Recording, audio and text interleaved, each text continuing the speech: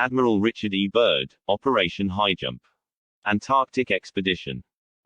Rear Admiral Richard E. Byrd, Jr., of the United States Navy, born on October 25, 1888 in Virginia, USA, was a pioneering American aviator, polar explorer, and organizer of polar logistics. He undertook 5 expeditions to Antarctica and made the first ever flight over the South Pole on November 28, 1929. Many may know his name for his journey to the Antarctic, where what he saw was incredible and breathtaking. He documented everything in a secret journal I will show you in this video.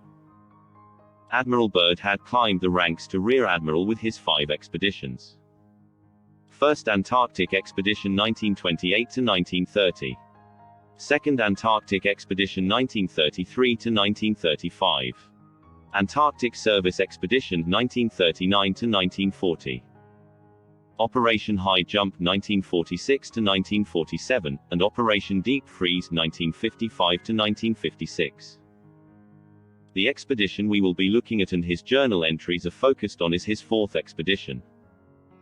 Operation Highjump. It was the largest Antarctic expedition to date, and was expected to last 6 to 8 months. The expedition was supported by a large naval force designated Task Force 68, commanded by Rear Admiral Richard H. Cruzen. The viewer will relive that period as you hear the journal entries read out. I won't go over the whole piece, I will only share the most interesting entries. Flight Log. Base Camp Arctic, February 19, 1947. 0600 hours. All preparations are complete for our flight northward and we are airborne with full fuel tanks at 0610 hours.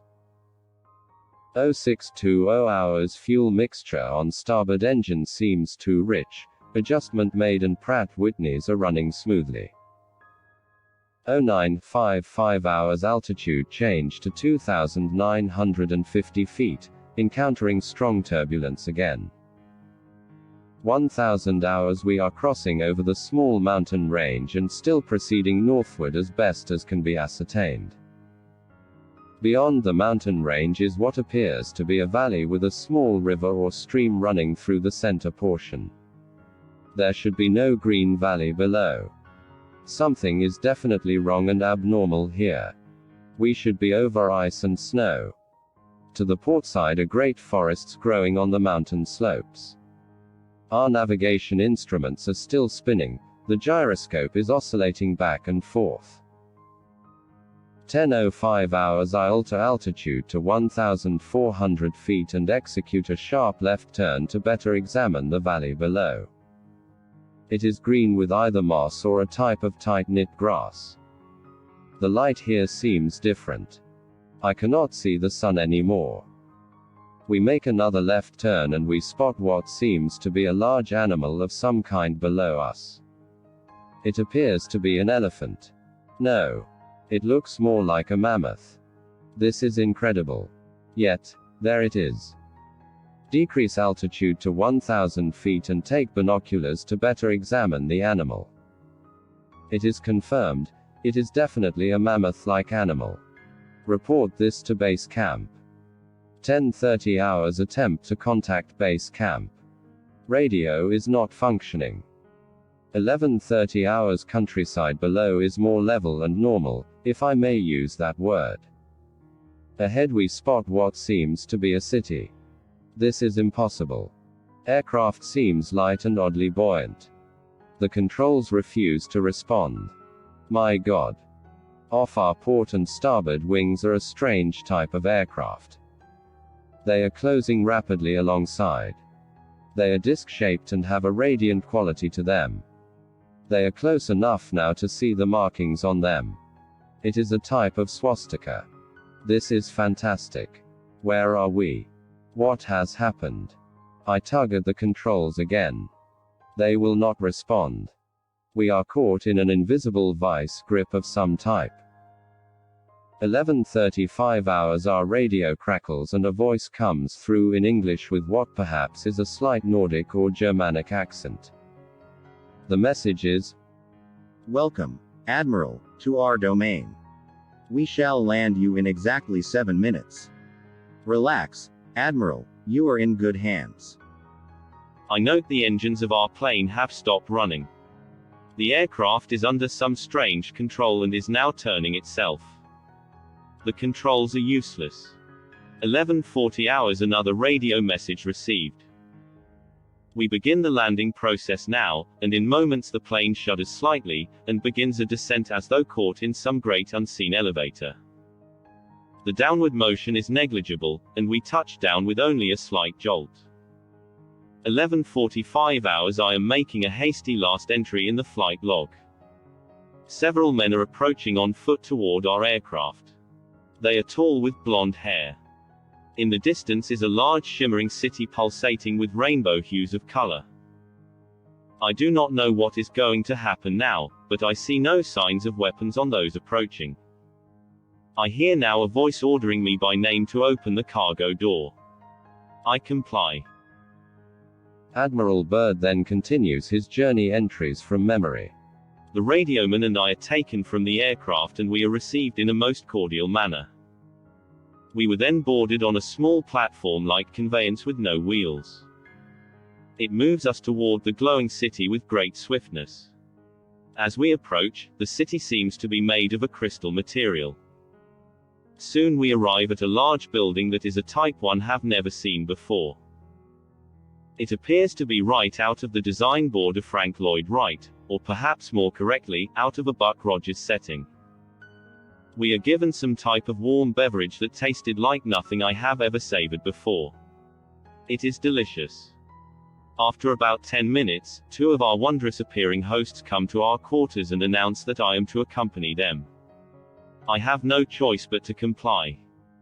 I leave my radioman behind and we walk a short distance and enter into what seems to be an elevator. We descend downward for some moments, the machine stops, and the door lifts silently upward. We then proceed down a long hallway that is lit by a rose-colored light that seems to be emanating from the very walls themselves. One of the beings motions for us to stop before a great door. Over the door is an inscription that I cannot read. The great door slides noiselessly open and I am beckoned to enter. One of my hosts speaks.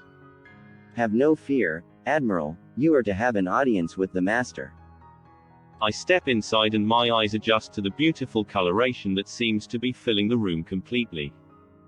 Then I begin to see my surroundings. What greeted my eyes is the most beautiful sight of my entire existence. It is in fact too beautiful and wondrous to describe.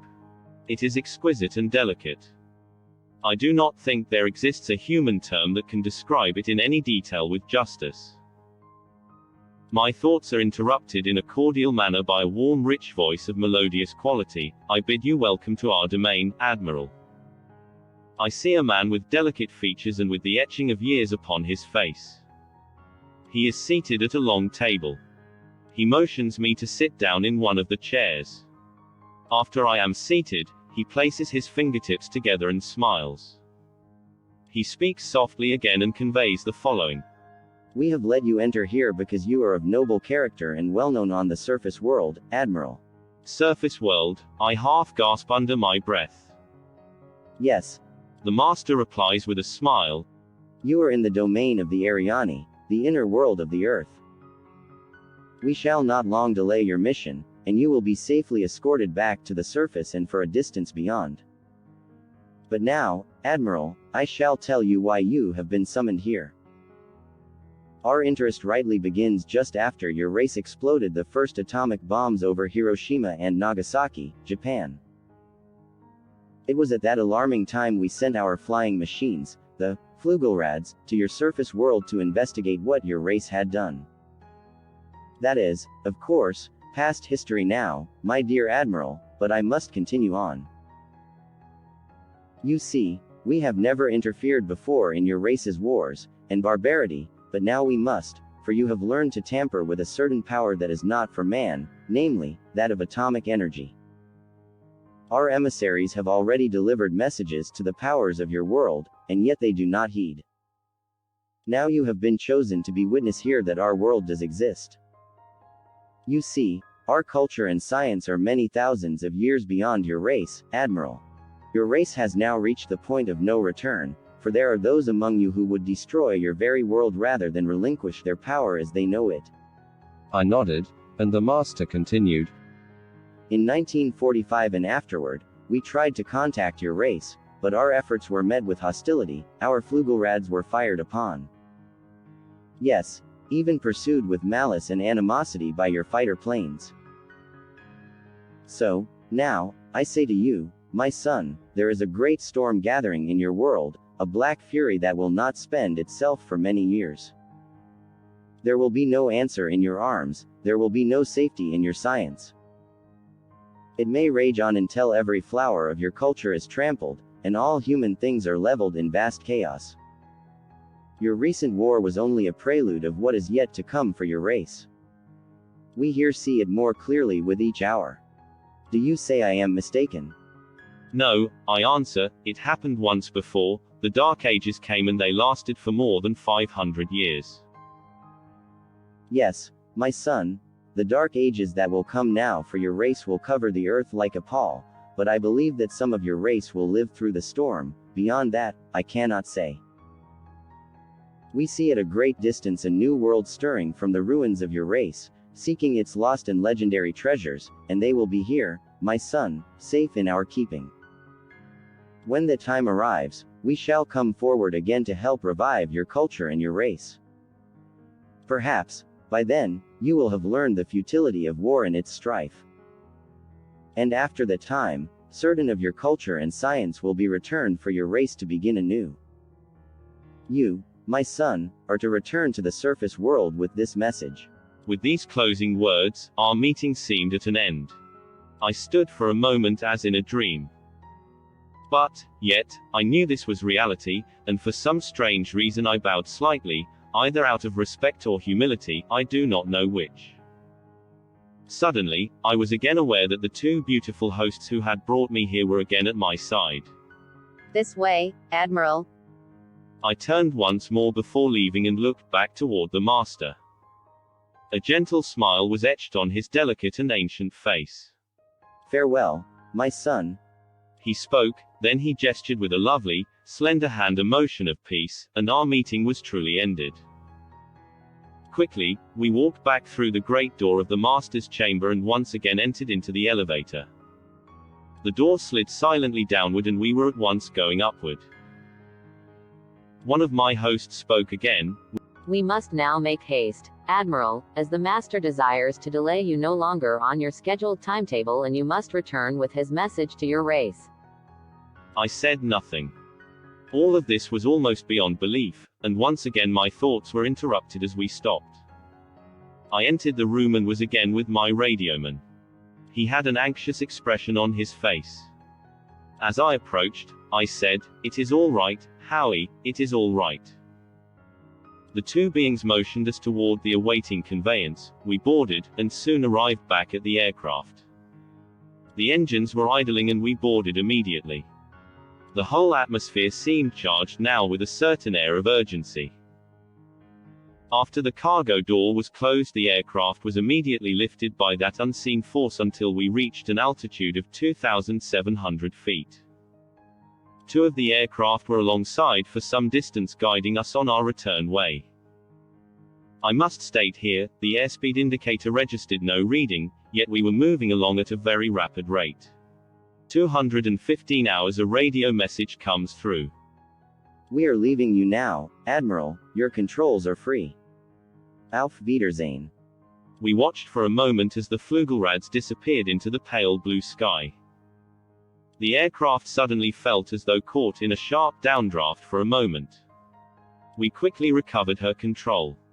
We do not speak for some time, each man has his thoughts.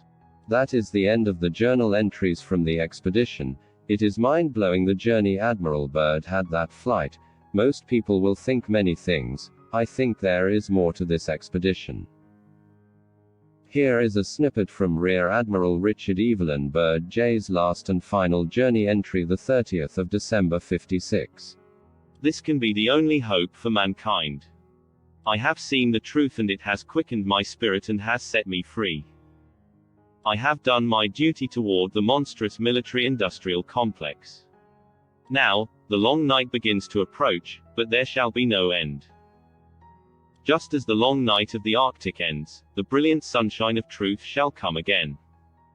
And those who are of darkness shall fall in its light. For I have seen that land beyond the pole, that center of the great unknown. Richard Evelyn Byrd was a well-respected admiral of the U.S. Navy. He had a lot to lose and nothing to gain. Rear Admiral Richard Evelyn Byrd, Jr. Born 1888, died 1957. Years of service: 1912 to 1927 and 1940 to 1947. Awards: Medal of Honor, Navy Cross, Navy Distinguished Service Medal, Distinguished Flying Cross, Legion of Merit, Congressional Gold Medal. Thank you for watching.